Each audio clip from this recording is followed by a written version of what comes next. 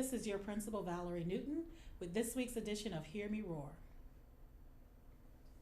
I would like to take this time to clarify the difference between a walkthrough observation and a praise and polish observation.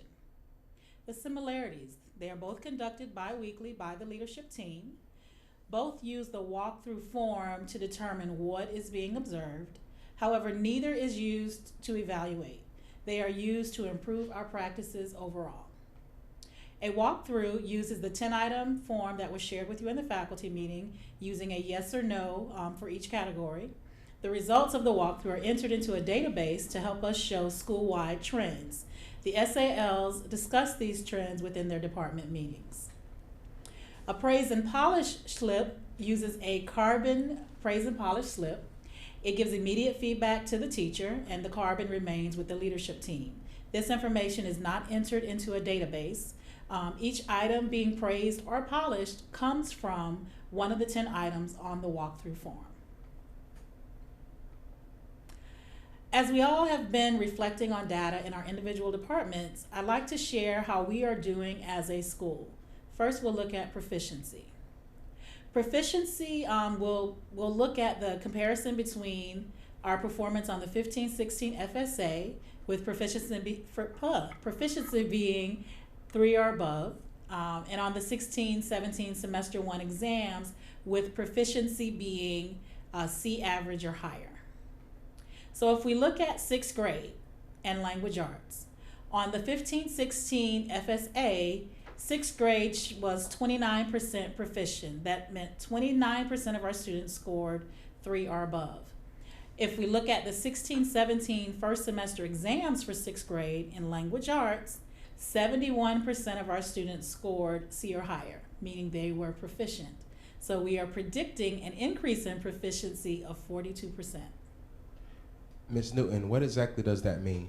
So we don't have a true indicator for our FSA scores, so the district has decided that we could use our semester 1 exams as the best indicator of how proficient our students will be.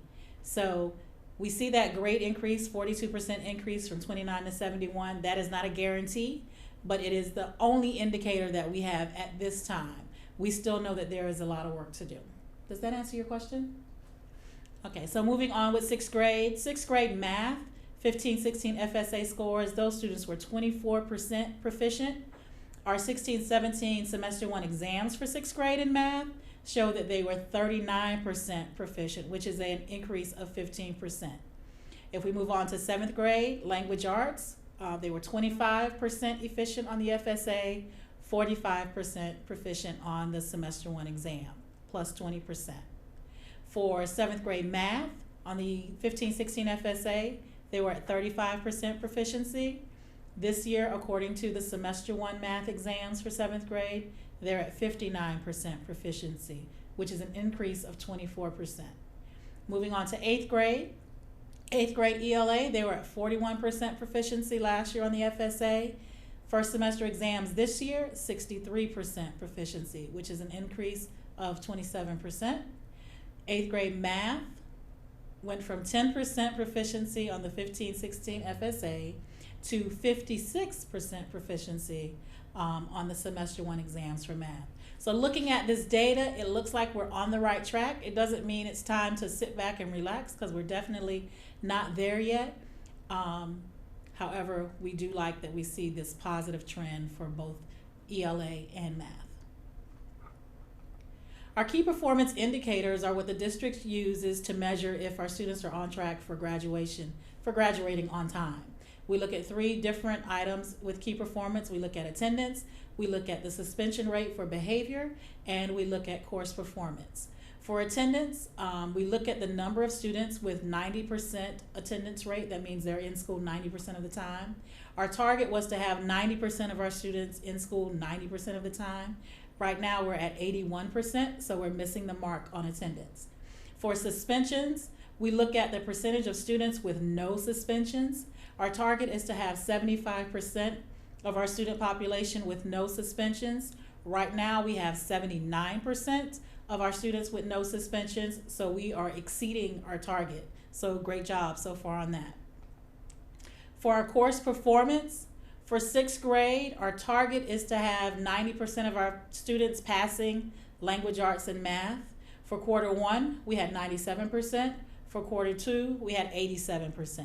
So we met the target quarter one, didn't meet it for quarter two, but we're confident that our semester one averages, which have not been released yet, will put us above our target of 90%. For seventh grade, our target was 93. We met that target, 93 for quarter one. We did not meet it for quarter two with 88, but again, when semester one data is released, we are confident that we would have met the target. Eighth grade, target was 93%. Quarter one, we didn't meet it with 91. Quarter two, we did with 93. And again, we are confident that when semester one data is released, we would have met our targets at all three grade levels in course performance. Greco teachers roar with pride. A huge shout out to Ms. Pilcher and Mrs. Griner for all their hard work in planning Greco's Celebrate Literacy Week. From the book tasting to Poem in Your Pocket and all the guest authors and poets in between, our students had a great week. Wednesday's rolling in service conducted by Mrs. Dunbar and Ms. Reynolds provided valuable resources for all teachers to use as academic interventions within the RTI MTSS process. On Thursday, those that attended the Lunch and Learn with Ms. Reynolds and Mr. Michaud found out the importance of self-care. Finally, I'd like to welcome some new and returning folks to our clerical staff. Welcome back to Ms. Rao in the Student Affairs Office, and a big welcome to Ms. Reynolds, who is new to our family. She's our new parent liaison, and she is stationed in the main office. What's coming up? Teachers, it is imperative that you read your email daily. We have had several instances of students not showing up for everything from makeup exams to the principal's cup brunch due to teachers not sending students to where they are supposed to be. We use email as a way of communication. The method of communication is only effective if everyone does their part. We should not have to make follow-up intercom announcements regarding an email. Thank you all in advance for your cooperation with this. Again, review Greco Internal for a complete listing of upcoming activities and events. That's all for this episode. Have a great week, and don't forget to roar.